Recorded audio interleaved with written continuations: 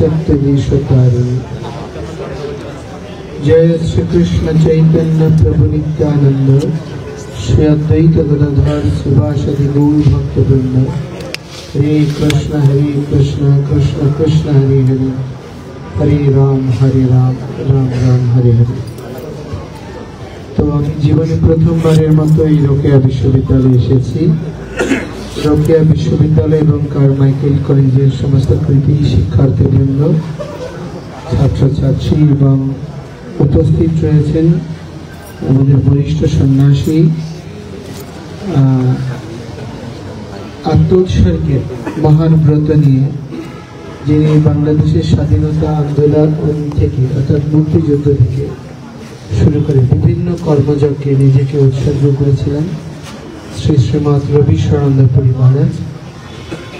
উপস্থিত রয়েছেন বুলানগিরি আশ্রমের সুযোগ্য মহন্ত শ্রীমৎ উমেশানন্দ ব্রহ্মচারী মহারাজ এবং উপস্থিত রয়েছেন আমাদের শ্রীমান কুশল বরণ চক্রবর্তী, প্রতিষ্ঠাতা সভাপতি সনাতন বিদ্যার্থী সংসদ এবং সহযোগী মুখপাত্র সনাতন সম্মিলিত সনাতনী জাগরণ জোট। উপস্থিত ভক্তবৃন্দ, তো এই রংপুর ঐতিহাসিকভাবে অত্যন্ত সমৃদ্ধ একটি জনপদ, যেখানে সনাতনী শাসন ব্যবস্থার 4টি বর্ণাশ্রমের অন্যতম ক্ষত্রিয়দের একটি বিশাল বিচরণ কেন্দ্র এবং ইতিহাস ঐতিহ্যে অনেক মনীষীদের এখানে জন্ম হয়েছে। মুক্তিযুদ্ধে অনেক শহীদদের অবদান রয়েছে এবং সমসাময়িক গণ অভ্যুত্থান বা গণ আন্দোলনে শহীদ আসাদ সহ অনেক কৃতি ব্যক্তিরা আত্মাহুতি প্রদান করেছেন।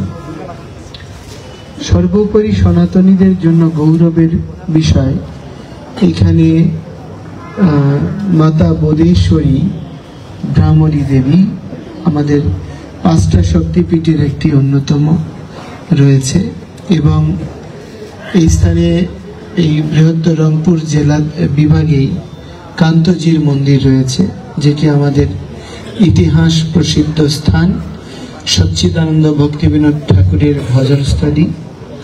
তো এইগুলো সত্যি, এই ইতিহাসগুলো আমাদেরকে অনুপ্রেরণা প্রদান করে। বিজ্ঞানের 2টি উপাদান, একটা হচ্ছে লিখিত উপাদান আর একটা হচ্ছে অলিখিত উপাদান। তো লিখিত উপাদান হচ্ছে ইতিহাস, অলিখিত উপাদান হচ্ছে গবেষণাগারে আবিষ্কৃত বিষয়সমূহ। তো কি আবিষ্কার করবেন যদি আপনি কতটুক এগিয়েছেন, প্রগতি কতটুক সাধিত হয়েছে সেটা নিরূপণ করতে না পারেন? ইতিহাসের উপর আধার করেই আপনি আপনার প্রগতি নির্ণয় করবেন। আমাদের পূর্বজরা অনেকে হয়তো বিশ্ববিদ্যালয়ে পড়েনি। যেই মহিয়সী নারী, বাঙালি নারী, তার জীবন উৎসর্গ করে ঘেরাটোপ থেকে বেরিয়ে বাঙালি মহিলাদের শিক্ষা ব্যবস্থাকে প্রশস্ত করেছেন, সে মহিয়সী নারী বেগম রোকেয়া, যার স্মৃতিধন্য এই পীঠস্থান। তো তিনিও হয়তো বিশ্ববিদ্যালয়ে পড়ার সুযোগ পাননি, আমরা পেয়েছি। তো এটা খুব গৌরবের বিষয় না? হ্যাঁ। আর আমাদের পূর্ব যারা পড়ালেখা করেনি, ভার্সিটিতে আসেনি, এটি খুব লজ্জার বিষয় না? কি মনে করেন? কারা কারা মনে করেন? একটু হাত তুলবেন। আপনাদের পূর্বজরা ইউনিভার্সিটিতে পড়েনি, উচ্চ বিদ্যালয়ে যায়নি, এটি লজ্জার ছিল। কারা কারা মনে করেন? একটু হাত তুলবেন।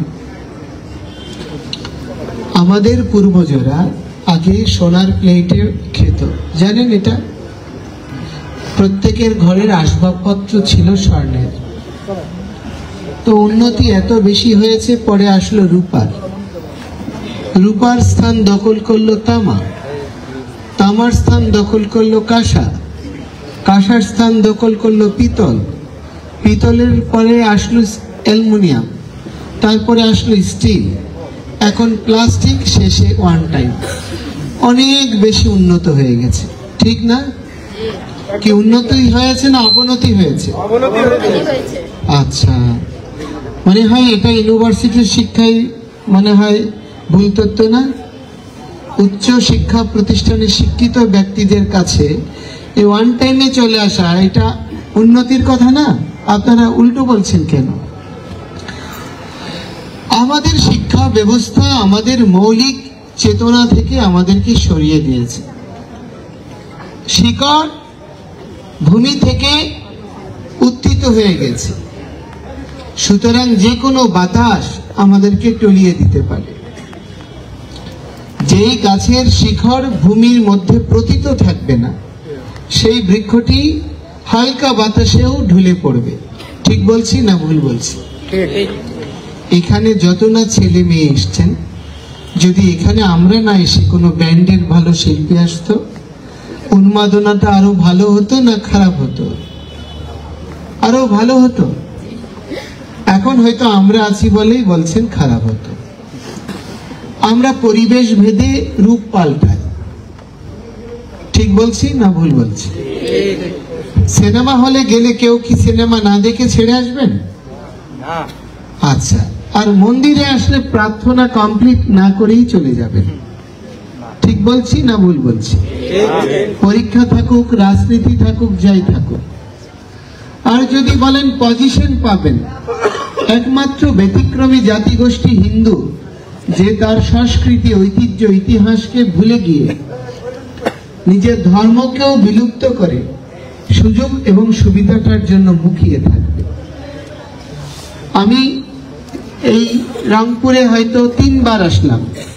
আগের 2 বার আসছিলাম আমাদের তারাগঞ্জ মন্দিরের উদ্বোধনী অনুষ্ঠানে এবং আরেকটা মিটিং। তো তৃতীয়বার এখানে আসলাম। আমার যে উপলব্ধি, আমি মনে করেছিলাম যে আপনারা অনেক উদ্দীপ্ত, আপনাদের চেতনা অনেক উন্নত, প্রখর এবং সনাতন ঐতিহ্যে আপনারা আপোষহীন হবেন এবং ছাত্রদেরকে তার উত্তরাধিকার দেখে অনেক বেশি আনন্দিত হয়েছি যে আপনারা একটা অস্থায়ী মন্দির নির্মাণ করতে পেরেছে। এজন্য ধন্যবাদ জানাই। প্রশ্নটা হচ্ছে, তো এখানে আমি যেই কথাটি বলছি, আমরা সেই পূর্বজদের ঐতিহ্যের উত্তরাধিকার। কবিগুরু রবীন্দ্রনাথ কোনো বিশ্ববিদ্যালয়ে পড়েনি। যাকে জাতীয় কবি বলে আমরা গৌরব করি, সে কাজী নজরুল ইসলামও মাধ্যমিকের দরজায় যায়নি। তারাই কিন্তু আপনাদের প্রতিকৃত। কিন্তু বর্তমান সময়ে আমরা একটা কি দেখছি, একটা ফ্যাশন বলবো, একটা চলমান গতি দেখছি। সেটা কি? পূর্বজরা যা করেছে সব ভুল করেছে, আমরাই শুধু সঠিক করছি। ঠিক বলছি না ভুল বলছি? এই ধরনের ধারণা পারিবারিক, সামাজিক, আধ্যাত্মিক এবং রাষ্ট্রীয় জীবনকে বিপর্যস্ত করছে। আজকে আমরা রংপুরে এসেছি, আমার খুব কষ্ট লাগছে এই কথাটা বলতে। আমরা ভোরে আমাদের সমস্ত বাংলাদেশের কৃতি সন্তরা হোটেলে উঠেছে। আমাদেরকে সন্ধ্যায় হোটেল ম্যানেজমেন্ট জানালো পুলিশ প্রশাসন চায় না যে আমরা এখানে হোটেলে থাকি, আমাদের হোটেল ছেড়ে দিতে বলছে। আপনারা কোন পর্যায়ে আমরা বাংলাদেশে অবস্থান করছি, হিন্দুরা কোন অবস্থায় নিপীড়িত হচ্ছে, নির্যাতিত হচ্ছে, এটা বোঝার জন্য তো আর কোনো ক্লাস বা কোনো প্রুফ দরকার হয় না। যেই সন্তরা আত্মোৎসর্গিত জীবন যাপন করছেন, এই যে রবিশরন্দ মহারাজ, মেজর জিয়া যেই সেক্টরের দায়িত্বে ছিলেন, সে সেক্টরের অধীনে উনি মুক্তিযুদ্ধ করেছেন। তো যেই মুক্তিযুদ্ধে 30 লক্ষ শহীদ আত্মোৎসর্গ করেছেন এবং বর্তমান যে অভ্যুত্থান হয়েছে, এখানেও হাজার হাজার আত্মোৎসর্গ করেছেন। তো হাজার হাজার আত্মোৎসর্গকে আমি স্বীকৃতি দেব, সম্মান দেব, মর্যাদা দেব, তাদের অবদানকে স্মরণ রাখবো। তাই বলে কি 30 লক্ষ শহীদের আত্মত্যাগকে ভুলে যাব? এই শিক্ষা কি আমাদেরকে এই আধুনিক শিক্ষা বা উন্নত শিক্ষা দিতে পারে? তো প্রশ্নটা হচ্ছে যেই সন্তরা নিজের পারিবারিক জীবনগণ্ডি বাইরে এসে একমাত্র সনাতন ধর্মের সন্তরা কোন ধর্মের বিরুদ্ধে বিষোদ্গার করে না, প্রতিটি ধর্মের প্রতি সম্মান দিতে শেখায়, প্রতিটি আদর্শকে মূল্যায়ন করতে শেখায়, তো তারা যদি এরকম উৎপীড়নের মুখে পড়ে এবং আমাদের কণ্ঠকে রোধ করার প্রচেষ্টা করা হয়, তাহলে এটা কোন ধরনের স্বাধীনতা এসে আমরা পড়েছি? আমাদেরকে অনেকে প্রশ্ন করছে যে আপনারা আগে কোথায় ছিলেন। আমার মনে হয় তারা বাংলাদেশে কেউ ছিল না, কারণ বাংলাদেশ থেকে সবাই পালিয়ে গিয়েছিল। আজকে তারা বাংলাদেশে কেউ বুদ্ধিজীবী, কেউ তারা বাংলাদেশের নির্ণায়ক, যারা দেশেই ছিল না।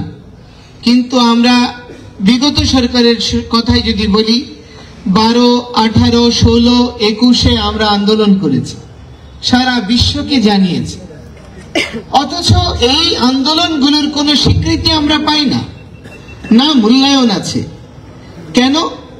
কারণ আমরা সনাতনীরা ইতিহাস বিবর্জিত জাতি। আমরা ইতিহাসকে খুব দ্রুত ভুলে যাই, আমরা বর্তমানে হারিয়ে যাই। এই পরিস্থিতি উত্তরণ হওয়া খুব জরুরি। আমাদের ঘুমন্ত অবস্থা থেকে জাগা দরকার। আপনি যদি ঘুমের মধ্যে আগুন ধরে তাহলে পুড়ে অঙ্গার হয়ে যাবেন, আর যদি জেগে আগুন ধরার পরেও কিছুটা পালিয়ে বেরিয়ে কিছু অঙ্গ প্রত্যঙ্গকে হলেও সুরক্ষা দিতে পারবেন। এই জন্য ভগবান বলছেন, কুতস্ত্বা কসমলম ইদম বিষমে সম উপস্থিতম অনার্যম জুষ্টম অসর্গম অকীর্তি কর্মর্জুন।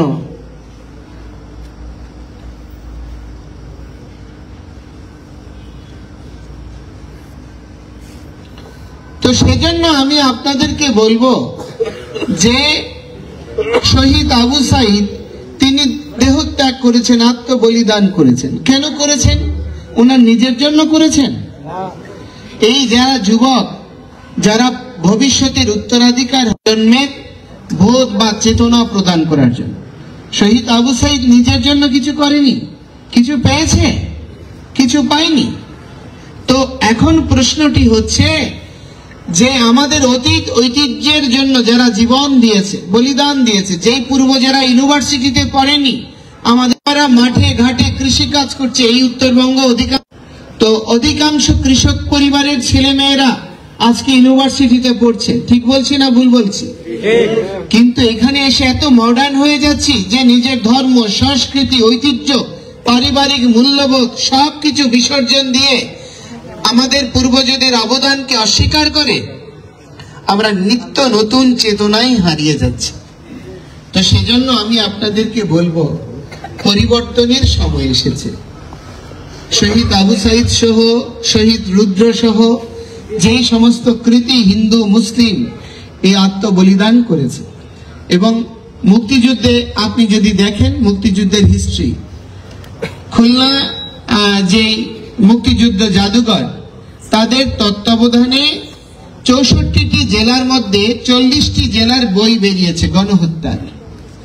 সেই গণহত্যার সার্ভে রিপোর্ট বলে যে মুক্তিযুদ্ধের 2/3 শহীদ হচ্ছে হিন্দুরা।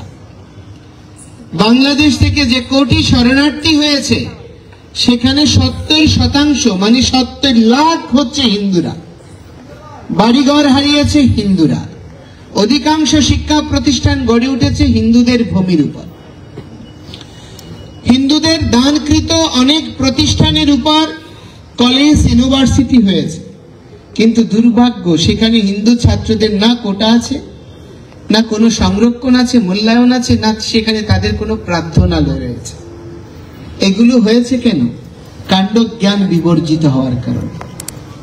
তো এখানে সনাতন বেদান্তি সংসদ, ইসকন, বিভিন্ন সংগঠন, চৈতন্য সাংস্কৃতিক সংঘ, বিভিন্ন সংগঠন কাজ করছে। বিবেকানন্দ সংঘ আছে মনে হয়, হ্যাঁ, আমি জানি না। তো যা হোক, যেসব সংগঠনগুলো নিজেদের ধর্ম, কৃষ্টি, সংস্কৃতির প্রতিনিধিত্ব করছে, তারা আপনাদের পূর্বজদের অবদানের প্রতি, পূর্বজদের মূল্যায়নের প্রতি তাদের দৃষ্টিভঙ্গির সঙ্গে আপনাদের দৃষ্টিভঙ্গির সেতু বন্ধন ঘটানোর জন্যই কাজ করছে। এটি যত আপনারা যুক্ত থাকবেন, আপনাদের শিকড় তত বেশি প্রতীত হবে ভূমিতে, তত বেশি শক্তিশালী হবে। যে দেখুন, এখানে আমরা এসেছি, রাষ্ট্রদ্রোহ মামলা থেকে শুরু করে হেন কোনো নিপীড়ন নেই যে আমাদেরকে করা হচ্ছে না। কিন্তু এরপরেও যদি আমরা সুবিধাবাদী হতাম, কোন রাজনৈতিক মতাদর্শের লোকের অনুকূলে অথবা প্রতিকূলে, কোন রাজনীতির অনুকূলে অথবা প্রতিকূলে রুল করতাম কোন সুবিধার জন্য, তাহলে আত্মগোপনে চলে যেতাম, নিজের সেফটির কথা চিন্তা করতাম। এই বাংলাদেশকে একটি অসাম্প্রদায়িক রাষ্ট্রে, এই দেশকে প্রগতিশীলতার দিকে, এই দেশকে গণতন্ত্রের দিকে, পরস্পরের সহাবস্থানকে নিশ্চিত করার জন্যই আত্মত্যাগ বলেই সব রক্তচক্ষু ভয়কে উপেক্ষা করে আমরা এগিয়ে যাচ্ছি। তো আমি আপনাদেরকে বলবো, আপনাদের পূর্বজদের, আমাদের সনাতন শাস্ত্রে তর্পণের কথা বলা রয়েছে। তর্পণ মানেই পিতা মাতা পূর্বজদের প্রতি শ্রদ্ধা প্রদর্শন করা, হৃদয়ের আরতিকে নিবেদন করা। ভীষ্মদেব দেহত্যাগ করেছেন 5000 বৎসর হলো, তারপরও তর্পণের সময় ভীষ্ম তর্পণ করি। আমরা বলি, ওম ভীষ্ম শান্ত নবো বীরা সত্যবাদী জিতেন্দ্রিয় আবির অবাপনোত পুত্র পৌত্র চিতাম ক্রিয়াম। তো সুতরাং কেন এটি করছি? পুত্র পৌত্রম চিতাম ক্রিয়াম মানে পুত্র বা পৌত্রের যে বৃত্তি, যে ক্রিয়া, সেটি আমি অনুশীলন করছি। মানে আমরা তার উত্তরাধিকার বলে স্বীকার করছি। এই যে বঙ্গভূমি, এই বঙ্গভূমি হচ্ছে বলি মহারাজের পুত্র, 5 পুত্রের অন্যতম, বঙ্গ, অঙ্গ, কলিঙ্গ, শুম্র এবং পৌন্ড্র। তার মধ্যে এই বঙ্গের নাম অনুসারে এই বঙ্গভূমি, আমরা তাদের উত্তরাধিকার। এই বঙ্গে মহারাজ প্রতাপাদিত্যের জন্ম হয়েছে, মহারাজ শশাঙ্কের জন্ম হয়েছে, এই বঙ্গভূমিতে সূর্য সেনের জন্ম হয়েছে, প্রীতিলতার জন্ম হয়েছে, অগণিত শহীদের জন্ম হয়েছে, যারা আত্মোৎসর্গ করেছে। এখানে দেবী চৌধুরানী, ভবানী পাঠকের জন্ম হয়েছে। তো এই কীর্তিবানদের কীর্তিকে যদি আপনারা ধরে রাখেন, পরবর্তী প্রজন্ম আপনাদেরকেও ধরে রাখবে। আর আজকে যদি আপনি তাদেরকে উপড়ে ফেলেন, ভবিষ্যৎ আপনার অস্তিত্বও রাখবে না। এখনো তো তারা কোনোভাবে টিকে আছে, আর আপনাদের খোঁজও পাওয়া যাবে। সেজন্য আমি পরিশেষে অনুরোধ করব, দয়া করে হৃদয় পরিবর্তন করুন, বিভক্তি থেকে দূরে আসুন। কে কোন সংগঠন করছেন, সংগঠনটা আপনার অন্তরস্থলেই রাখুন, বাহ্যে নয়। আমরা সকলে সনাতনী, আমরা আর্যপুত্র, আমরা এই বঙ্গের উত্তরাধিকার, এই ভূমির আমরা ভূমিপুত্র। এটি হবে আমাদের প্রধানতম পরিচয়, এবং আমরা ঋষিজ রক্তের প্রবাহ, এটি হবে আমার চেতনার স্থিতি। সুতরাং এই কৃষ্টি, আপনি দেখুন, পৃথিবীতে যত দেশ আছে, যত পর্যটকরা যায়, সবচেয়ে বেশি পর্যটন খাতে বেশি আয় হয় কোন দেশে? কে বলতে পারবেন? হ্যাঁ, কে বলতে পারবেন? পারবেন? সেই দেশটি হচ্ছে ইন্দোনেশিয়া,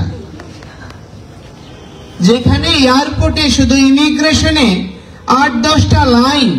আপনি যদি বালি এয়ারপোর্টে যান, দেখবেন 8-10টা লাইন 1.5-2 কিলোমিটার করে লম্বা। এত পর্যটক, প্রতি মিনিটে বিমান নামছে আর উঠছে। কেন এত পর্যটক সেখানে? কারণ লক্ষ লক্ষ বছরের প্রাচীন ঐতিহ্যকে তারা বিসর্জন দেয়নি। আমি যখন সে দেশে গিয়ে ঘটোৎকচের বিগ্রহ দেখে হেসেছিলাম, যে রাক্ষসের মূর্তি, ড্রাইভার গাড়ি থামিয়ে বলছে, আমি আপনাকে নেব না। কেন? আপনি আমাদের জাতীয় বীরকে অপমান করেছেন। শুধু আমি কিছু বলিনি, শুধু হেসেছি।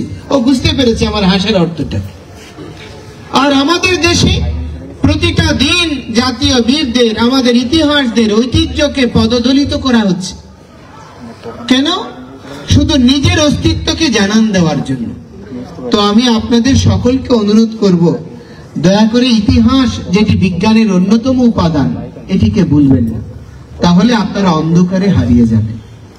এবং নিজের ধর্মকে নিয়ে কখনো দুর্বলতা ফিল করবেন না। কুতস্ত আকাশমালাম ইদম বিসামেশাম উপস্থিতম। ভগবান বলছে তোমার এই ধরনের মনোভাব কোত্থেকে এসেছে?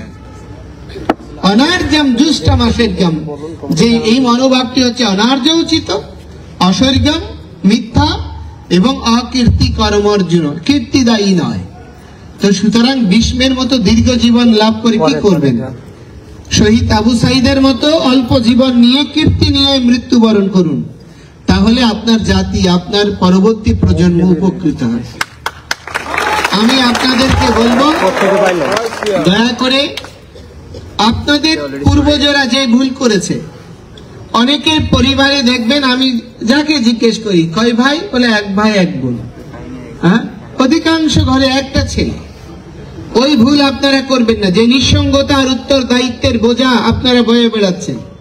প্রতিটি জন কমপক্ষে ৩-৪টা করে সন্তান জন্ম দেবে। এবং আপনাদেরকে অনুরোধ করব, আমাদের এই গতিশীল, আমরা কোনো সংস্কৃতি বিবর্জিত নই, শৃঙ্খলায়িত জাতি সনাতনীরা। আমাদের শৃঙ্খলা, আদর্শ, ঐতিহ্য দিয়ে আপনারা সকলে সংঘবদ্ধ আন্দোলন করবেন আমাদের অধিকার প্রতিষ্ঠার জন্য। এখান থেকে কখনো বিমুখ হবেন না। এটা যদি হৃদয়ে লালন করে আপনারা এগিয়ে যান, আমাদের এই আত্মত্যাগ পূর্ণতা পাবে, না হলে আমাদের এই আত্মত্যাগ জলাঞ্জলি যাবে। তো সেজন্য আমি আপনাদেরকে আর দীর্ঘায়িত করব না। আমাদের শ্রীমৎ রবিশানন্দপুরী মহারাজ, উমেশানন্দ মহারাজ এবং আমাদের শ্রদ্ধেয় কুশল বরণ চক্রবর্তী যে আছেন, ওনারা বলবেন। আমি শুধু আপনাদেরকে আবার অনুরোধ করব, আগামীকাল মহাসমাবেশে যাবেন, যোগদান করবেন। অনেক প্রতিকূলতা আসবে। আজকে যদি শহীদ আবু এবং শহীদ মুগ্ধ এরা যদি আত্মত্যাগ না করত, আজকে যারা ক্ষমতার মসনদে আছে তারা কি ক্ষমতার খাও পেত? তো যারা আত্মত্যাগ করেছে তারা মুক্ত বাক স্বাধীনতা, মৌলিক অধিকার, ন্যায্য হিস্সা, এগুলো পাওয়ার জন্য যেই যায় লঙ্কায় সেই হয় রাবণ। তো আমরা যেন সেই রকম না হই, আমরা একটা আদর্শিক জাতি হিসেবে গড়ে উঠতে পারি, অন্যকে আদর্শ শিক্ষা দিতে পারি। এই প্রার্থনা জানিয়ে আমি আপনাদের অনেক সময় নষ্ট করেছি এবং আপনারা আমাদেরকে সঙ্গ দিয়েছেন, এজন্য ধন্যবাদ জানিয়ে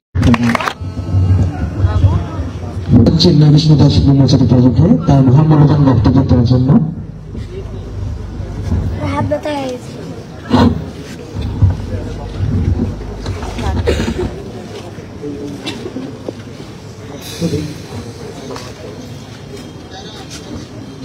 হ্যালো সবাই এই পর্যায়ে বক্তব্য প্রদানের জন্য অনুরোধ করছি শ্রীমান কুশল বরণ চক্রবর্তী, প্রফেসর, চট্টগ্রাম বিশ্ববিদ্যালয়, প্রতিষ্ঠাতা সভাপতি, সনাতন বিদ্যার্থী সংসদ, বাংলাদেশ।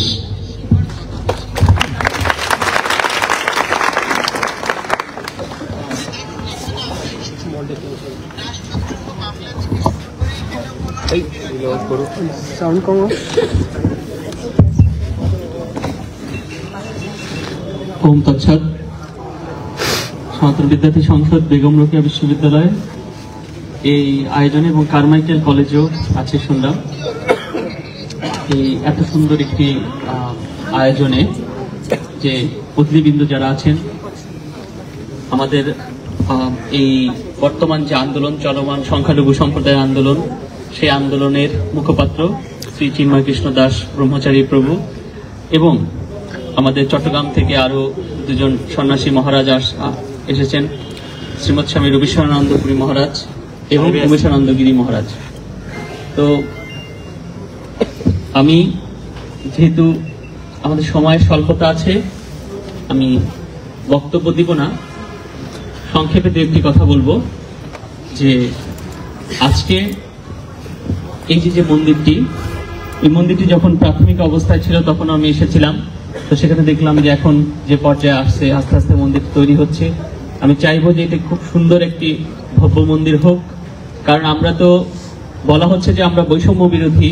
তো সেখানে বিশ্ববিদ্যালয়ে যখন সংখ্যাগরিষ্ঠ জনগোষ্ঠী যখন ধর্মীয় প্রতিষ্ঠান থাকে, তো সংখ্যালঘু আমাদেরও থাকা উচিত। এখানেও আসলে বৈষম্য থাকা উচিত না। আমি চাইবো যে বিশ্ববিদ্যালয় পরিমণ্ডলেও যে ছাত্রছাত্রীদের সাথে, আমি নিজে যেহেতু বিশ্ববিদ্যালয়ের সাথে যুক্ত, আমি নিজেও জানি বহু বিষয় যে অনেক বৈষম্য হয়। তা আমি চাইবো সেই জায়গাগুলো থেকেও যেন আমরা বের হয়ে আসতে পারি। দেশের রাষ্ট্রযন্ত্রের আমার অনুরোধ থাকবে তাদের প্রতি। তো আপনাদের যারা আপনারা এখানে আছেন, এই বেগম রোকেয়া বিশ্ববিদ্যালয়ের ছাত্রছাত্রীরা, আপনারা ধর্মের জন্য কাজ করবেন, সক্রিয় থাকবেন। কারণ মনে করবেন যে যত বেশি সমস্যা থাকলে সমস্যার সমাধান অতি দ্রুত আসে। রাত যত গভীর হয় প্রভাত তত কাছে আসে। কথাটি কিন্তু সত্য। কারণ কখনো কারো সাথে দিনের পর দিন অন্যায় করতে নেই। একটি বিড়ালকে যদি আপনি দিনের পর দিন দরজা জানালা বন্ধ করে আপনি মারতে থাকেন, এই বিড়ালটি একটি সময় আত্মরক্ষার জন্য সে নিরুপায় হয়ে যাবে। হ্যাঁ, তার তখন কিছুই করার থাকবে না।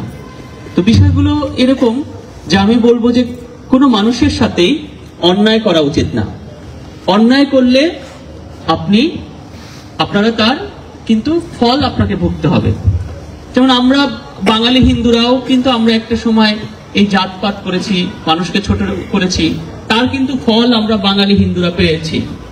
আজকে এই ভারতবর্ষে যতগুলো জাতি আছে তার মধ্যে বাঙালি হিন্দু সবচেয়ে অসহায়, তাদের যে অবস্থা। তাহলে এই বাঙালি হিন্দু যে অপরাধ আমরা করেছি, কিঞ্চিত হলেও তো অপরাধ করেছি, মানুষের মধ্যে ভেদাভেদ করেছি, তার ফল কিন্তু আমরা হাতে নাতে পেয়েছি। আমরা দেখেছি যে কি এখনো যারা আমাদের সাথে অন্যায় করছে সেটাও কিন্তু তাদের জন্য প্রাপ্ত আছে। অর্থাৎ প্রকৃতি কিন্তু কাউকে ক্ষমা করে না। আপনি অন্যায় করলে অন্যায়ের ফল আপনাকে ভোগ করতেই হবে। আজকে আমার সাথে যে অন্যায় হচ্ছে, অকারণে যে অন্যায় হচ্ছে, এই বিষয়গুলো আমি বলবো যে এগুলো না হোক। যেন মুখে মুখেই যেন আমরা বলছি যে আমরা কথায় কথায় বলছি আমরা চাইবো যে আমরা বৈষম্য বিরোধী এই বিষয়গুলো আমরা বলছি যে আমরা সবাই সমান। আমরা দেখছি যে অনেক ক্ষেত্রে এই কথাগুলো মুখে মুখে রয়ে যাচ্ছে, কিন্তু মানুষের সেই আচরণে দেখছি না, কর্মকাণ্ডে আমরা বিষয়গুলো দেখছি না। আমরা তো এমন কিছু চাই না, আমরা চাই এখানে কিছু আমাদের অধিকার, কিছু সুরক্ষা কবচ। আরে বাবা, বনেও তো যদি কোনো প্রাণী হারিয়ে যেতে থাকে, তার সংখ্যা কমে যেতে থাকে, তাকে আমরা কি অভয়ারণ্যের মধ্যে এনে রাখি? ঠিক সংখ্যালঘু আজকে আমরা এখানে শতভাগ সনাতন ধর্মাবলম্বী ছিলাম, আজকে সেখানে আমরা 7.95%। তাহলে এইভাবে আমাদের সংখ্যা কমে যাচ্ছে, সেখানে রাষ্ট্রযন্ত্রে দেখা উচিত যে কেন কমে যাচ্ছে। তার জন্য বিভিন্ন উদ্যোগ হওয়া উচিত, বিভিন্ন কমিশন তৈরি করা উচিত, বিভিন্ন প্রণোদনা দেওয়া উচিত যে কেন এদের সংখ্যা কমছে।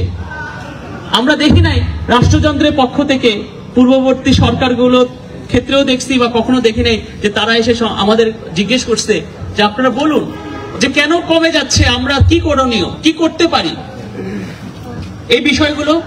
তো এই কারণে আমি বলবো যে যেভাবে আমাদের সংখ্যা কমে যাচ্ছে, তো সেখানে আমরা চাই, আমরা এখানে ভূমি সন্তান, এই ভূমির সাথে আমাদের নারীর সম্পর্ক। আজকে এই উত্তর বাংলার পবিত্র নদী করতোয়া, এই করতোয়ার কথা আমাদের পুরাণে আছে, আমাদের শাস্ত্রে আছে। করতোয়া মাহাত্ম্যের মধ্যে আমরা জানি যে সেখানে শিব এবং পার্বতীর যখন বিবাহ হয়, তখন ওই সময় শিবের হাতে যখন জল সমর্পণ করা হয়, সেই জল করতল থেকে পড়ে গিয়ে এই নদীর উৎপত্তি হয়েছে। আমাদের সেই করতোয়া মাহাত্ম্য শাস্ত্রের মধ্যে আছে, সংস্কৃত শাস্ত্রের মধ্যে আছে। আমরা পদ্মা নদীর উৎপত্তি আমরা ব্রহ্মত্ব পুরাণে দেখি। অর্থাৎ এই ভূমির প্রত্যেকটা জনপদ, নদী কথা আমাদের শাস্ত্রে আছে। এই কারণে আমরা এখানে ভূমি সন্তান। আমাদের কথা, এই যে বঙ্গ, আমরা বাঙালি, এর কথা ঋগ্বেদের ঐতরারণ্যকের মধ্যে আছে, এই বঙ্গের কথা রামায়ণের মধ্যে আছে। আমরা অনেকে বলি যে রামায়ণের সাথে, রামের সাথে বাংলার সম্পর্ক নাই, কথাটি সর্বভৌম মিথ্যা কথা। দশরথ তার রানী কৈকেয়ীকে গর্বের সাথে বলছে যে তার সাম্রাজ্যের মধ্যে যে সমস্ত জনপদ সমৃদ্ধশালী, সেই বর্ণনা দিতে যে বঙ্গের নাম নিয়েছে। তাহলে দশরথের সাম্রাজ্যের অন্তর্ভুক্ত যদি বঙ্গ থাকে, তাহলে বাঙালি কি দশরথ বা রামচন্দ্রের সাথে দূরের কেউ হয়? তার সাম্রাজ্যের অন্তর্ভুক্তই। তাহলে এই যে বিষয়গুলো আমরা, এবং মহাভারতের মধ্যে আমরা দেখি, সেখানে তো বঙ্গের উৎপত্তি আমরা দেখি রানী সুদেষ্ণার পঞ্চপুত্র অঙ্গ, বঙ্গ, কলিঙ্গ, রাজসৌম্য, তার মধ্যে একজন বঙ্গ, এবং তার নাম অনুসারে এই জনপদের নামকরণ হয়েছে। হ্যাঁ, তো এই বঙ্গের আমাদেরই রাজারা কুরুক্ষেত্রের যুদ্ধে অংশগ্রহণ করেছে, আমরা সেই বর্ণনা পাই। তো অনেক কথা আছে, সেই বিষয়গুলো আমি আর কথা বাড়াবো না। আমি শুধু আপনাদের বলবো, আপনারা সক্রিয় থাকবেন, সচেতন থাকবেন, আপনারা কোনো তেলবাজ দালাল হবেন না, সত্য কথাটা সত্যের মতো বলবেন। আমি পেটে ক্ষুধার্ত এটা বলার জন্য লজ্জিত হওয়ার কিছু নাই। আমি যদি ক্ষুধার্ত না বলি তাহলে অন্য বুঝবে কি করে যে আমি ক্ষুধার্ত আছি, আমার বলতে হবে। আমি সেই প্রমথ চৌধুরী ভাষায় বলতে হয় যে সিংহ হয়ে বসে না থেকে কুকুর হয়ে চিৎকার করা অনেক ভালো। আমরা এই কারণে আমরা বলবো যে আপনারা যে যে জায়গায় আছেন সেখান থেকে সক্রিয় হন। এবং আজকে দেখেন এই উত্তর বাংলা একটি ক্ষত্রিয় অধ্যুষিত, অধিকাংশ মানুষের নামের সাথে রায় বর্বন, অধিকাংশ মানুষের চেহারা আমরা দেখি যে একই রকম। তাহলে সেই ক্ষত্রিয় অধ্যুষিত আজকে ক্ষত্রিয়দের বীর কে? ক্ষত্রিয়দের শ্রেষ্ঠ দুটি বংশ, ভারতবর্ষের বা হিন্দু জাতির দুটি বংশ শ্রেষ্ঠ বংশ বলা হয়। কি কি বংশ? চন্দ্র বংশ আর সূর্য বংশ, দুটি বংশই ক্ষত্রিয় বংশ। এবং দুই বংশে, এক বংশে জন্মগ্রহণ করেছে ভগবান শ্রীকৃষ্ণ, আরেক বংশে জন্মগ্রহণ করেছে ভগবান শ্রী রামচন্দ্র। তাহলে সেই ভগবান রামচন্দ্রের বংশে যাদের জন্ম হয়েছে তাদেরও বলা হচ্ছে যে জয় শ্রীরাম বলা যাবে না, রামের নামে জয়ধ্বনি দেওয়া যাবে না। আরে ভাই, রামের নামে জয়ধ্বনি দেওয়া যাবে না? রামায়ণের মধ্যেই তো রামের নামে জয়ধ্বনি দেওয়া আছে। রামায়ণের সুন্দরকাণ্ডেই তো বলা আছে জয়ত্রী বলো রামা। হনুমান যখন লঙ্কায় প্রবেশ করে, সে যখন লঙ্কায় অগ্রসর হচ্ছে রাবণের প্রাসাদে, তখন জয় শ্রীরাম জয়ত্রী বলো রামা বলতে বলতে রামের নামে জয়ধ্বনি দিতে দিতে সে অগ্রসর হচ্ছে। তাহলে হনুমান যদি রামের নামে জয়ধ্বনি দিতে দিতে অগ্রসর হয়, আমি দিতে পারবো না। আজকে হনুমান কি? হনুমান রাম ভক্তদের কাছে পরম ভক্তকে হনুমান। তাহলে এই যে বিষয়গুলো, আজকে হনুমানের ধ্বজ, হনুমান খচিত ধ্বজ কে ব্যবহার করছেন? ভগবান শ্রীকৃষ্ণ তার পতাকায়। আজকে আমাকে বলা হচ্ছে যে জয় শ্রীরাম পতাকা, হনুমান পতাকা ব্যবহার করা যাবে না। তাহলে যেই হনুমান পতাকা ভগবান শ্রীকৃষ্ণ ব্যবহার করেছে তার রথের উপর আমি ব্যবহার করতে পারবো না। তাহলে এই যে ন্যারেটিভ, আজকে বলে জয় শ্রীরাম, এটা পুরনো হিন্দিদের স্লোগান, বাঙালির সাথে সম্পর্ক নাই। কিন্তু তারা দেখে না এই কীর্তিবাসী রামায়ণ, চর্যাপদের পর বাংলার শ্রেষ্ঠ সম্পদ, চতুর্দশ পঞ্চদশ শতাব্দী কীর্তিবাসী রামায়ণ, সেখানেই কিন্তু জয়রাম বলে ধাইল বামন বারবার আছে রামের নামে জয়ধ্বনি করার কথা। অর্থাৎ যখনই রাক্ষসেরা ছিল, রাক্ষসদের সামনে বানররা কিন্তু রামের নামে জয়ধ্বনি দিতে দিতে অগ্রসর হতো। সেটা কীর্তিবাসী রামায়ণের মধ্যে একাধিক স্থানে আছে। তো এই কারণে আমি শুধু এই কথাটি বলবো যে অনেক মিথ্যা ন্যারেটিভ আমাদের বিরুদ্ধে তৈরি করা হচ্ছে। সেই ন্যারেটিভ গুলো আপনারা শিক্ষিত সঙ্গে তারা এগুলোর সক্রিয় থাকবেন, সচেতন থাকবেন, কেউ বিভ্রান্ত হবেন না, ধর্মান্তরিত হবেন না, এবং ধর্ম জাতির সেবা করবেন, ভালোবাসবেন। আপনাদের কল্যাণ হোক। ওম শান্তি শান্তি শান্তি।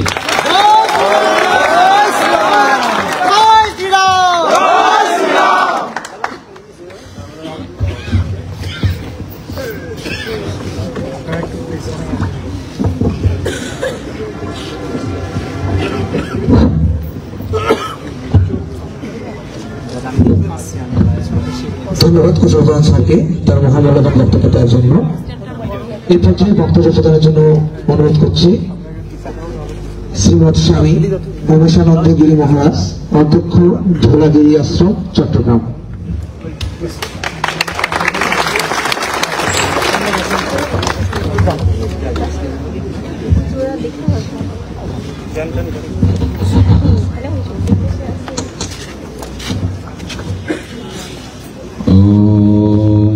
शंकरं शंकराचार्यं केशवं वादरायणं श्रोत्रभाष्यकृतो वन्दे भगवन्तो पुनः पुनः।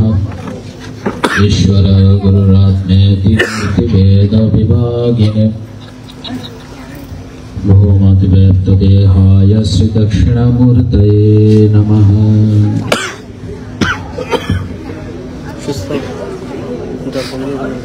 প্রিয় সনাতনী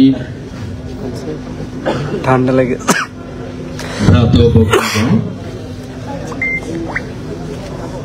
আমার অন্তরস্থল থেকে প্রথম আমি আপনাদেরকে নমস্কার, স্নেহ তথা ভালোবাসা প্রদান করছি। আজকে আমরা যেখানে অবস্থানে এসে দাঁড়িয়েছি, আমরা প্রত্যেক দিন কোনো না কোনো ঘটনার সাথে যুক্ত হচ্ছি কিংবা সাক্ষী হচ্ছি। আমি আপনাদেরকে একটু বলবো, আজান হচ্ছে মনে হয়, আপনি এমনিতে বলেন। শোনা যাবে কি অতখানি? আজানটা একটা মিনিট একটু থাক না। অপেক্ষা করি।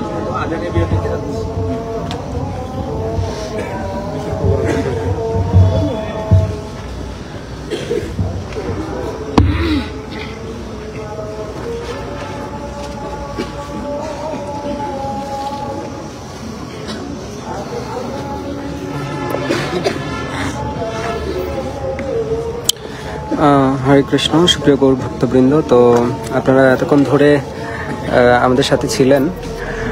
তো অনেকে কমেন্টস করছেন যে সমাবেশের স্থান পরিবর্তন নিয়ে। তো আমরা এখনও এটা অফিসিয়ালি জানাইনি, কোথাও কিন্তু বলা হয়নি।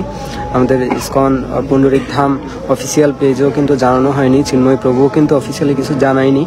তো এই জন্য আপনারা কেউ বিভ্রান্ত হবেন না। তো এটা নিয়ে এখনও হচ্ছে আলোচনা প্রক্রিয়া চলমান রয়েছে। তো এখনও কোনো কিছু ফাইনাল হয়নি, ডিসিশনে আসেনি। তো এই জন্য আপনারা দয়া করে কে কি পোস্ট দিল এটা নিয়ে হচ্ছে বিভ্রান্ত হবেন না। আপনারা হচ্ছে একটু পর, আমরা আধা ঘন্টা বা 1 ঘন্টা পর আমরা আপডেট আপনাদেরকে দিব যে সমাবেশ কোথায় হবে। আর এটা খুব বড় ইস্যু নয়, সমাবেশ কোথায় হবে কি হবে না, সমাবেশ হবে, এটা হচ্ছে বড় বিষয়। তো সমাবেশ জেলা স্কুল মাঠেও হতে পারে, আবার কোন একটা কলেজ মাঠ ওটাতেও হতে পারে। তো সমাবেশ হবে এটা নিশ্চিত। তো এই জন্য আপনারা কেউ বিভ্রান্ত হবেন না। আপনারা যারা যারা আসছেন না তাদেরকে হচ্ছে উৎসাহ করুন। আর ট্রান্সপোর্টেশনের একটু জটিলতা দেখা দিয়েছে, অনেকে যারা ভাড়া করেছিলেন তাদেরকে নাকি বাস দেওয়া হচ্ছে না, এরকম কিছু বিষয় শোনা যাচ্ছে। তো আপনারা হচ্ছে ভেঙে ভেঙে আসুন, হ্যাঁ যদি হয়। তো এই ধরনের প্রতিকূলতা যেন আপনাদের এই আন্দোলনে যেন উৎসাহকে নষ্ট না করে, সেজন্য সকলে সচেতন থাকবেন। তো সনাতন ধর্মের আমরা আবারও একটি বিরাট আদর্শ মহারাজের বক্তব্য শুনি। সেটি হচ্ছে, আমরা যদি যারা নিত্য শ্রীমদ্ ভগবত গীতা চর্চা করি, সেখানে আমরা দ্বাদশ অধ্যায়ে দেখতে পাই ভগবান বলছেন মানুষের প্রথম ধর্ম কি। তিনি বলছেন সেখানে মানবতাই হচ্ছে প্রধান ধর্ম।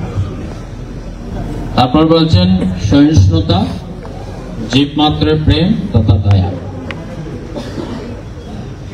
আমরা আজ এখানে যারা বিদ্যার্থীগণ এসেছি, আমরা জানি সবাই আমাদের জীবনের একটা জীবনের ব্রত গ্রাজুয়েশন কমপ্লিট করা পর্যন্ত, কেউ কেউ আমরা চার্টার অ্যাকাউন্টেন্ট না হওয়া পর্যন্ত আমাদের জীবন থেকে আমরা সরি না। আমি আপনাদেরকে উদ্দেশ্য করে বলবো, সেই একদিন থেকে শুরু করে আপনার বয়স 20, 21, 22 কিংবা 70, 80 অব্দি হবে। বয়সটা বাড়াটাই কি মুখ্য, নাকি একটি বয়সের মধ্যে নিজের জীবনকে সাইন করাটাই মুখ্য? একটু উত্তর দেবেন, কোনটা মুখ্য? একটি বয়সের মধ্যে আমাদের সাকসেস ইওর হওয়ার পর্যন্ত আমরা প্রচেষ্টা করে যাচ্ছি, করব। আমি এর সাথে যুক্ত করি আমাদের স্বামী বিবেকানন্দজি, জগৎগুরু ভগবান শঙ্করাচার্যজি। আপনারা দেখেছেন জগৎগুরু ভগবান শঙ্করাচার্যজি, তিনি শুধুমাত্র 32-এর মধ্যে, 32টি বছর বয়সের মধ্যে তিনি সমস্ত আমাদের যে সনাতন ধর্মের যে পরিহার্যক্ত হয়েছিল, গৌতম বুদ্ধের 4 শিষ্য মিলে যেভাবে সম্রাট অশোক সহ আমাদের ধর্মকে কেড়ে নিয়েছিল, তাকে পুনঃ প্রতিষ্ঠিত করেছিলেন তিনি 32-এর মধ্যে। এখানে যারা আজকে বিদ্যার্থীগণ এসেছেন, আমি তাদেরকে একই কথাই বলবো, বয়স বাড়িয়ে বাহাদুরি না করে ওই 32-এর মধ্যে সীমাবদ্ধ রেখে জীবনকে ওই সত্য সনাতন ধর্মের ধ্বজাকে বহির্বিশ্বের মধ্যে সর্বত্রই এই সত্যের ধ্বজাকে স্থাপিত করতে পারলেই তবে আপনার বয়সে পরিপূর্ণতা পাবে। তাই আপনাদের বেশি বলতে আমি চাই না, কারণ আমরা আজকে সকালে আসছি পর্যন্ত নানা রকম প্রতিকূলতার মধ্যে আমরা সৃষ্টি হচ্ছি। এক একভাবে প্রশাসনিক ধমকি হুমকি নানা রকম চলছে, সেটা আমরা চট্টগ্রামে থাকাকালীনও পেয়েছি, বর্তমানে পাচ্ছে, এবং গতকাল রাত্রে গাড়িতেও আমাদেরকে নিউজ এসছেন আমাদেরকে কেউ পিছনে ফলো করছে, তখন আমরা ঐক্যবদ্ধ হয়ে একটি সিদ্ধান্তেও গিয়েছি। আমি আপনাদেরকে বারবার বলবো, আমাদের এই রংপুরবাসী যারা আছেন, আমরা জানি এই প্রত্যেকটা বছর শীতকাল আসতে না আসতেই এক একটি হিন্দু পাড়াতে প্রথমত আগুন জ্বলত। প্রত্যেকটি শীত মৌসুম আসলেই একটি পাড়া দগ্ধ হয়ে একদম তছনছ হয়ে যেত। তাই আমি আপনাদেরকে বারবার করে এটি বলবো, যদি এখন থেকে সোচ্চার না হন, এখন থেকে যদি আপনি আপনার এই প্রিয়তম সত্যের যে ধর্ম, যে ধর্মে কখনো বিদ্বেষ শিখায় না, কখনো বিভাজন শিখায় না, কখনো সংঘাতিত কথা বলে না, সে সত্যের ধর্মকে আপনার নিজের মধ্যে ধারণ করে প্রতিপালন করে আপনাকে আপনার এই মানব জীবনকে লক্ষ্যকে পৌঁছাতে হবে। এটাই হোক আমাদের প্রত্যেকের জীবন ব্রত। এখানে অনেক কুমারীর ভগ্নীগণ এসেছেন, ব্রাতারা এসেছেন। আমি আপনাদেরকে বলবো, আমরা আমাদের চিন্ময় প্রভু মহারাজ বলেছেন যে যদি এখানে কোনো ডিজে পার্টি হতেন হয়তো আরো ভীষণ সুপ্রসারিত হতো, আরো অনেক বিদ্যার্থী আমাদের সাথে যুক্ত হতেন। হ্যাঁ, আমি আপনাদেরকে বলবো, ধর্ম আজকাল আমরা করতে গিয়ে বিনোদনে পরিণত করেছি। বিশেষ করে আমরা শারদীয় দুর্গা পূজা সহ বিভিন্ন দিক আমরা এটাকে এক মহা উৎসবে পরিণত করেছি। আপনারা এটা মাথায় রাখবেন, আমার যে দেব দেবীর পূজা সেটা কোনো বিনোদনের জায়গা নয়। আমার যে দেব দেবীর পূজা সেটা হচ্ছে আত্মসংযমের জায়গা। আমার যে দেব দেবীর পূজা সেটা হচ্ছে প্রকৃতি ভারসাম্য থেকে রক্ষা করার জন্য সেই পূজা। আমাদের যে পূজা সেটাই হচ্ছে এই আত্মশক্তি অর্জন করে জগতের সমস্ত হীনতাকে দূর করে এক জায়গায় স্থিরিত করে এই সনাতন ধর্মকে জাগৃত করার জন্যই আমরা পুজো করি। আমরা কোনো বিনোদন করতে, কোমর ঠোলাতে বা মাতোহারা হয়ে নৃত্য করার জন্যই আমরা পুজো করি না। তাই আপনাদের বলবো, সুশৃঙ্খল ভাবে এই আমাদের প্রত্যেকটি পুজো, আপনারা জানেন যে গত 5 আগস্টের পর সমগ্র বাংলাদেশে যে প্রথম টার্গেট নিয়েছিল মন্দির এবং মূর্তি। আমি বলতে চাই, আমরা মূর্তি পূজা করি না, আমরা কখনো মূর্তি পূজা করিনি, আমরা মূর্তি পূজাকে বিশ্বাসও করি না, মানিও না। আপনারা বলুন তো আমাকে, আমরা কিসের পূজা করি? বলুন এবার। প্রতিমার পূজা করি। প্রতিমাটা কি? প্রকৃতি। এটা একটু মনে রাখবেন। আমরা কিসের পূজা করি? প্রকৃতির পূজা করি। আমরা কোন ওই ইট পাক্কেল ঘোড়া যেরকম বলে ভাবছেন, রাস্তার মোড়ে দাঁড়িয়ে থাকা তাকে মূর্তি বলা হয়। যে মন্দিরে প্রাণ প্রতিষ্ঠাদিত করে বিভিন্ন মহাপুরুষ আপনাদেরকে দেখিয়ে দিয়ে গেছেন, ওই বিগ্রহ কথা বলেছেন, খেয়েছেন, ওই রকম শক্তি যেখানে আবির্ভূত হয়েছেন, যেখানে প্রকৃতিকে রক্ষা করার জন্য আমরা বারবার করে সেই প্রকৃতির পূজা করে যাই, আমরা কোনো মূর্তি পূজা করি না। তাই আপনাদের যারা সহচর সহবন্ধুগণ আছে, যারা আপনাদেরকে কন্টিনিউ বলেন, লাল সুতা দেখলেই হাতে আপনাদেরকে প্রতিহত করেন যে তোরা মূর্তির পূজারী, তোরা অমুক জাতি তমুক জাতি বলে কথা বলেন, তাদেরকে একবার আঙ্গুল উপর উঠিয়ে দেখিয়ে দেবেন যে দেবী গঠনের কাঠ থেকে শুরু করে খড়, যে পাটের দড়ি এবং আমার যে ঘর, সেখানে পূর্ণতা পর্যন্ত সমস্ত কিছু হচ্ছে এই প্রকৃতির পূজা।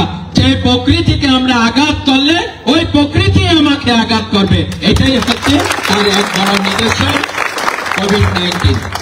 এই কোভিড আমাদেরকে শিক্ষা দিয়েছেন। তাই বলি, যারা ওই প্রকৃতিকে আঘাত করবে, আমার দেবদেবীকে আঘাত করবে, তারা প্রকৃতির কাছে প্রতিহত হবে, আমাদেরকে প্রতিহত করতে হবে না। তাই শুধু বিদ্যার্থীগণ, আমাদের জীবনের একটি লক্ষ্য, আপনাদেরকে বারবার করে বলবো, আমি আমাদের ডক্টর কৌশলবরণ চক্রবর্তী মহোদয়, যিনি আপনাদের এই বিদ্যার্থী সংসদের প্রতিষ্ঠাতা সভাপতি, ইনার সাথে আমি আজকে 1 বছর নয়, দীর্ঘ প্রায় ধরতে পারুন আপনারা 12 থেকে 14 বছর আমরা দুইজন একসাথে এই বিদ্যার্থীগণকে নিয়ে কাজ করে যাচ্ছি। একটাই উদ্দেশ্য, একটাই লক্ষ্য, হৃদ এবং হৃদ্যের যে পথের কথা আমরা বলেছি সেটা হচ্ছে সত্য, এবং সত্যকে, তীব্র মহাসত্যকে জানার জন্য আমরা আমাদের জীবনকে প্রতীত করেছি। সনাতন ধর্ম কোনো সস্তা ধর্ম নয়, সনাতন ধর্ম কোন প্রকার অবহেলিত ধর্ম নয়। সমগ্র বিশ্বে আজও পর্যন্ত যে ধর্মকে প্রতিনিয়ত স্বীকার করছেন, যে একমাত্র যদি সত্য এবং শান্তির ধর্ম থাকে, সেটাই হচ্ছে সনাতন ধর্ম। তাই আপনাদের কাছে আমার এটাই উত্থাপন। আমি গত 2 বছর আগে আপনাদেরকে একটি এয়ারপোর্টের, দুবাই এয়ারপোর্টের ঘটনা বলি, আমার সাথে ঘটে যাওয়া। সেখানে একজন শেখ মহোদয় আমাকে বলেছিলেন যে আপনি আমার দেশে কেন এসেছেন, এই যে গেরুয়া ধারী পড়েছেন, এই গেরুয়া নিয়ে আপনার দেশে ঢোকার আপনার কোনো সুযোগ নেই।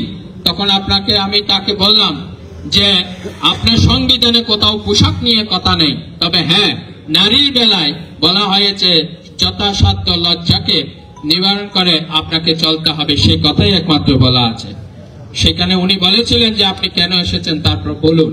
তখন তাকে আমি বলেছিলাম, আমার সনাতন ধর্মের একমাত্র নিদর্শন বার্তাই হচ্ছে প্রত্যেকটি মানুষকে হীনতা কৃমতা দূর করে সত্যের পথকে অনুসরণ করা। যারা আজ আপনার দেশেও যারা নানা রকম নেশাগ্রস্ত অপকৃত কার্য করছে, তাদের মধ্যে থেকে সেসব ভুলে আধ্যাত্মিক পথের মধ্যে যুক্ত করে আমরা আমাদের এই সত্যকে ধারণ করার জন্যই আমি আপনার দেশে এসেছি। তখন তিনি বলেছিলেন যে আপনার কি দলিল হ্যাঁ, आपका पास क्या दलील है जिसके बारे में आपने जिससे आप बोलोगे। তখন আমি বললাম আমার একমাত্রই অস্ত্র হচ্ছে শ্রীমদ্ ভগবত গীতা। যে গীতা যদি আপনিও নিত্য পড়েন, আপনার ভিতরে যত হীনতা আছে, ক্লীবতা আছে, দুর্বলতা আছে, আপনার মধ্যে যত দুরাচারিতা ভাব আছে, সবকিছু দূরবর্ষিত যাবে। তিনি বললেন ইম্পসিবল, নেই হো सकते। তখন তার আমি স্মার্টফোনে আমাদের স্বামী অর্গানন্দজি, এটা আপনারা একটু মনে রাখবেন, যে যথার্থ গীতা, সেটি আমি তাকে পিডিএফ ফাইল এবং অডিও রেকর্ড ডাউনলোড করে দিই। দেওয়ার পর 39 দিন পর যখন আমি এয়ারপোর্ট ক্রস করছি, তখন তিনি এয়ারপোর্টে আমাকে মাইকে অ্যানাউন্সমেন্ট করে বলছেন, ये जो पागड़ी पहना हुआ जो सन्यासी गेरुआ वसन पहना हुआ इसको रोकिए। সবাই আমার সাথে ভক্ত ছিলেন 40 জন, তাদের ভিতরে একটি কম্পিত হয়ে গেছে, কোনো অপরাধ হয়েছে, এবার হয়তো হাজির ঢুকতে হবে। তিনি এসে আমাকে বলছেন, এই বিরাট লম্বা, আমি তিনার প্রায় ধরতে পারুন এই বুকে সমান মধ্যে এভাবে তাকাতে হয়। তিনি বলছেন आपको सैल्यूट है मेरा। क्यों? मैंने कोई अच्छा कुछ काम किया? बोले ऐसा कुछ मेरे को ऐसा एक्सिस दिलाया, এমন কিছু জিনিস আপনি আমাকে দিয়েছেন, যার ফলে আমি এই 1 মাসের মধ্যে আমার ভিতরে যত কামিনী পর্যন্ত আমাকে কন্টিনিউ তাড়া দিতেন, আমি তার কথাতে এতখানি নেশায় ডুবেছি, আমিও সত্যের পথ অনুসরণ করছি। তাই আপনাকে সেলুট। তাই আপনাদেরকে বলি, আজকে বিশ্ববাজারে 100 প্রায় 48-এর উপর ভাষায় সনাতন ধর্মের এই শ্রীমদ্ ভগবত গীতা লিপিবদ্ধ হয়েছে। প্রিয় বিদ্যার্থীগণ, আপনারা ভাববেন না আপনার ধর্ম শুধুমাত্র বাংলাদেশে বারবার করে বিতাড়িত হচ্ছে, তো আপনারা ধর্মান্তরিত হচ্ছেন, এখানে যুক্ত থাকবেন না। আরেকদিকে জোয়ারের মতন সনাতন ধর্মকে গ্রহণ করছে, সেদিকে একবার লক্ষ্য রাখুন। আপনার এই সত্যকে ধারণ করুন, সত্যের পথকে অনুসরণ করুন, একদিন আপনার সেই বিজয়ের পথ অবশ্যই খুঁজে পাবেন। আগামীকাল আপনাদের সাথে দেখা হবে, এক সুরে একসঙ্গে সবাই দল বেঁধে আসবেন, আপনার আত্মীয় পরিজন বন্ধু বান্ধব সবাইকে নিয়ে আসবেন, এবং একই স্বরে আজকেও বলি জয় জয় শ্রীরাম, জয় শ্রীরাম, জয় শ্রীরাম। এটি টানলাম আমার বক্তব্য। হরি ওম।